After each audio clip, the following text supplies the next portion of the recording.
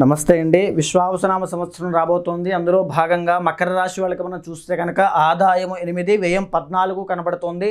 రాజపూజ్యం 4, అవమానం 5 కనబడుతోంది. గ్రహ సంచారాన్ని ముఖ్యంగా గమనిస్తే గత 7.5 సంవత్సరాలుగా ఎన్నో బాధలు అంటే ఏలినాటి శని పడుతూ దాని నుంచి ఇబ్బంది పడుతూ ఎన్నో కష్టాలు పడినటువంటి మకర రాశి వాళ్ళకి మార్చి 30వ తారీఖున గొప్ప ఉపశమనం కలగబోతోందని చెప్పొచ్చు. ఏలినాటి శని కంప్లీట్గా వెళ్ళిపోబోతోంది.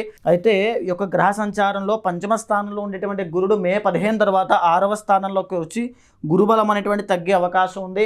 అష్టమంలో కేతు యోగించడం లేదు ఈ సంవత్సరంలో.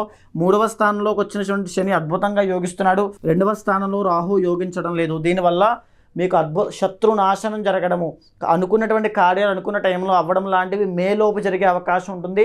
మళ్ళీ మే తర్వాత నుంచి కాస్త మందకొండిగా స్లోగా జరిగే అవకాశాలు ఉంటాయి. కాస్త జాగ్రత్తగా ఉండండి.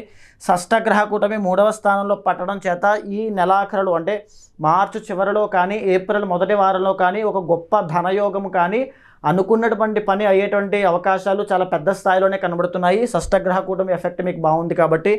అయితే ఇంటర్నల్ జాతకం చూసుకున్న తర్వాత గురుబలం ఇక్కడ కోల్పోతున్నారు. అదే రాహుకేతుల అనుగ్రహం కూడా లేదు కాబట్టి మీ యొక్క దశాంతర్దశలు గమనించుకుని మీ యొక్క ఏదైతే యోగం పట్టబోతుందో దాన్ని గమనించుకుని దానికి తగినట్టుగా పరిహారములు ఆచరించండి. ముఖ్యంగా గురుబలం లేదు కాబట్టి శ్రీరుద్ర యాగం ఆచరించండి. ధన ఆదాయం పెరగడానికి కమలాత్మికాదేవి యాగం ఆచరించడం వల్ల అద్భుతమైన శుభ ఫలితాలు మీరు పొందుతారు.